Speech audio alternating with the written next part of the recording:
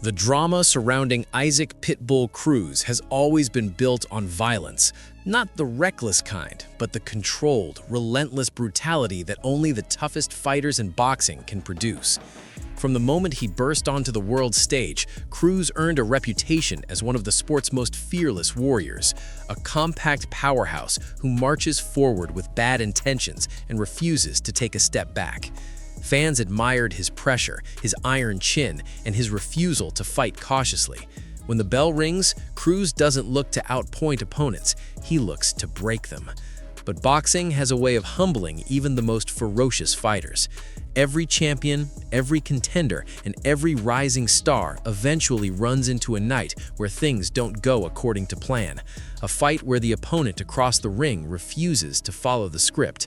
A fight where the danger suddenly feels much more real than expected. For Issac Cruz, that moment came when he stepped into the ring with Angel Fierro. On paper, it looked like a manageable challenge. After a recent setback that had slightly slowed Cruz's momentum, this bout was supposed to be a statement fight, a chance to remind the boxing world that Pitbull was still one of the most dangerous fighters in the division. Many fans assumed the night would end the same way most Cruz fights do, with his opponent overwhelmed by pressure and power. But boxing is unpredictable, and sometimes the man standing across from you refuses to play the role of the victim. The tension was already visible during the weigh-in.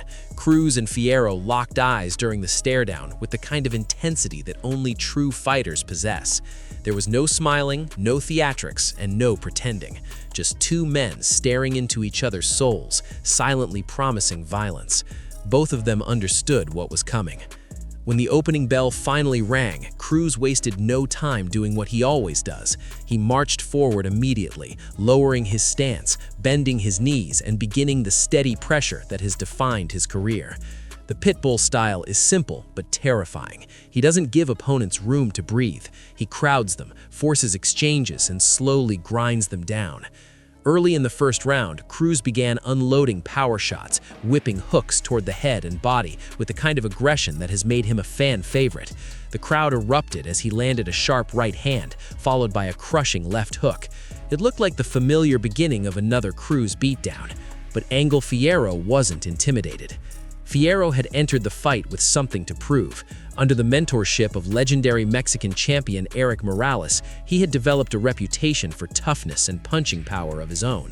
He knew Cruz would pressure him. He knew the punches would come in waves. What he needed to prove was that he could survive them and fire back. In the early moments, Fierro absorbed Cruz's shots and began responding with counters.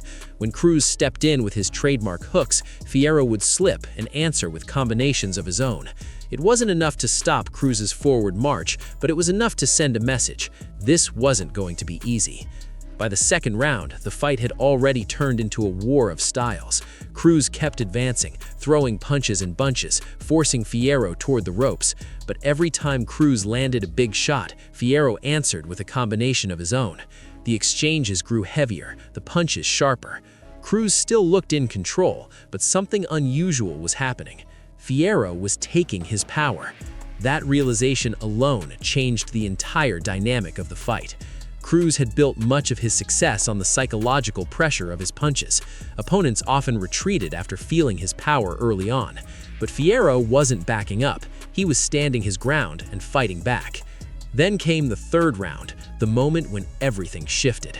Up until that point, Cruz had been pushing the pace, stalking his opponent the way he always does. But midway through the round, Fierro began to time him. As Cruz lunged forward with a combination, Fierro snapped a sharp counter uppercut that landed clean. A moment later, he followed with another combination that forced Cruz to pause. The crowd felt it instantly. Suddenly, this wasn't a one-sided fight. This was a battle. Both men began trading punches in the center of the ring, neither willing to retreat. Cruz continued pressing forward, targeting the body with heavy hooks.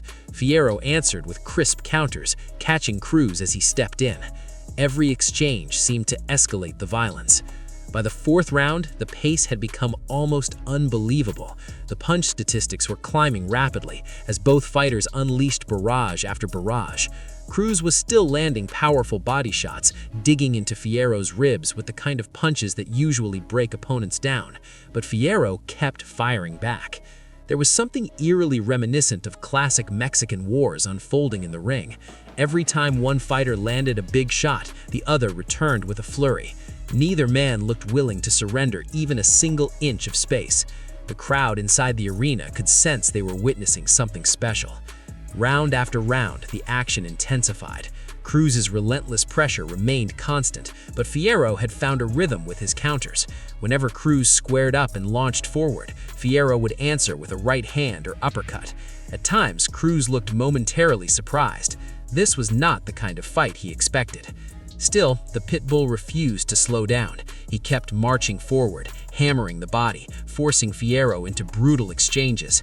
The two men combined to throw hundreds of punches in just a few rounds, their gloves thudding against flesh and guard with terrifying regularity. By the halfway point of the fight, both fighters were showing signs of wear, but neither looked close to breaking. The battle had become something deeper than strategy. It had become a test of will. Cruz continued attacking the body, believing that eventually the punishment would slow Fierro down. Body shots are often the investment that pays off later in fights, draining an opponent's stamina round by round. But Fierro had come prepared. His conditioning allowed him to absorb the punishment and continue throwing back. Instead of fading, he seemed to grow stronger as the fight went on. In the later rounds, he even began pushing Cruz backwards at times, something few fighters had ever managed to do. By the 8th round, the statistics told an astonishing story. Fierro had already landed more punches on Cruz than any opponent in recent memory. The man who was supposed to be overwhelmed had instead turned the fight into a brutal back-and-forth war. Both fighters had thrown over 1,000 punches combined, an incredible pace for such a violent contest. Still, Cruz refused to change who he was. Even when the fight grew difficult, he continued pushing forward. Hooks to the body, hooks to the head, relentless pressure with every step. It was the kind of stubborn determination that has defined Mexican boxing for generations, and Fierro matched it. The 9th round turned into one of the wildest of the entire fight. Both men stood in the center of the ring, trading punches with bad intentions. Cruz landed a crushing left hook that snapped Fierro's head back. Moments later, Fierro fired a right hand that caught Cruz clean. Neither man backed away. The crowd roared with every exchange. By the time the 10th and final round arrived, exhaustion had begun to creep into their movements, but the will to win remained untouched. Both fighters dug deep into whatever energy they had left, determined to finish strong. Cruz knew the fight might be close. Fierro knew he had the chance to pull off a massive upset. The final minutes turned into a desperate sprint. Cruz launched heavy hooks and uppercuts, trying to secure the victory. Fierro responded with combinations of his own, refusing to surrender the moment. The arena erupted as the two warriors stood toe-to-toe, swinging till the final bell. When it was over, both men looked battered but proud. The judges faced a difficult decision. Round after round had been fiercely contested, each fighter having moments of success. In the end, the victory went to Issac "Pitbull" Cruz, but the scorecards told only part of the story. What had been expected to be a simple bounce-back fight had turned into one of the toughest battles of Cruz's career. Fierro had pushed him to the absolute limit, proving that he belonged among the sport's most dangerous contenders. For Cruz, the fight served as a reminder. Even the most feared fighters cannot afford to underestimate anyone. In boxing, every opponent carries danger, and every night in the ring can become a war. Still, the fact that Cruz survived such a brutal test only strengthened his reputation. He had been forced to dig deeper than expected, but he had emerged victorious, proving once again that his toughness and determination are among the best in the sport. And for Fierro, the performance may have been even more important than the result. He had gone toe-to-toe with one of the division's most violent fighters and refused to break. Fans who may not have known his name before the fight certainly knew it afterwards. Because sometimes in boxing, the greatest victories come from simply refusing to quit. And on that unforgettable night, both men proved exactly what they were made of.